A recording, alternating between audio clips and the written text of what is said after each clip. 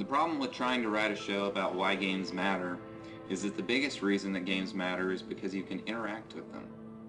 Ultimately, anything I say on this show is only going to scratch the surface of the experience of actually playing and enjoying games. So I would always recommend that you play the games that I discuss instead of watching my videos.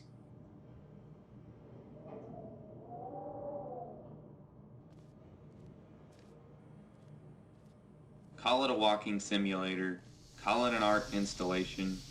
Dear Esther is nothing if not experimental. It pushed the boundaries of what games can be, with some people even claiming that it isn't a game at all, and that's why it matters. From the breathtaking scenery to the ominous and moody score, this game is beautiful. Exploring the rocky Hebridean coast of Dear Esther is compelling as a pure aesthetic experience. To be fair, the game doesn't exactly win any awards for mechanical sophistication. In fact, all you can really do in the game is walk, look around at things, and look around at things a little closer.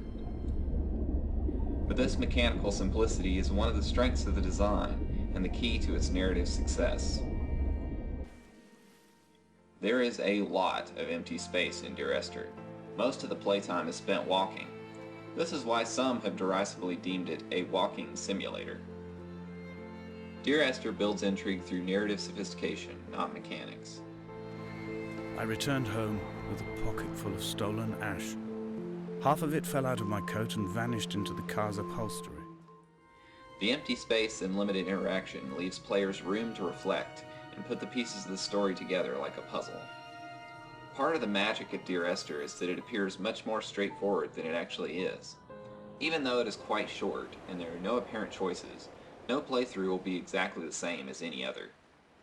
Many of the narration cues are randomized, sometimes juxtaposing seemingly irrelevant information against the environment you are exploring. You will naturally find yourself attempting to make those connections, delighted when you do find a new angle. When someone had died or was dying, or was so ill they gave up what little hope they could sacrifice, they cut parallel lines into the cliff, exposing the white chalk beneath.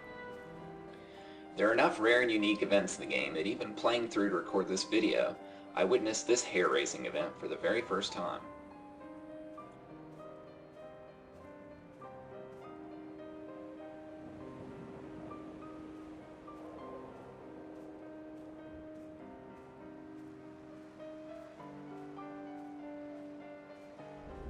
Dear Esther is, at its core, a ghost story told in a novel way. It depends heavily on the engagement and complicity of the player, but it delivers a compelling experience that is emotionally poignant, even if it's not cognitively complete at first blush. It is perhaps more evocative than it is literal, with many of the motifs seemingly used partly as a metaphor and partly just to evoke a mood.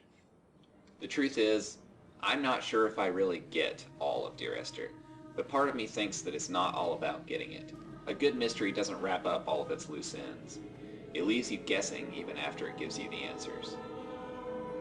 I've played Dear Esther or watched friends play it at least a half dozen times, and it still surprises me and keeps me guessing. And I think, if anything, that's why it matters.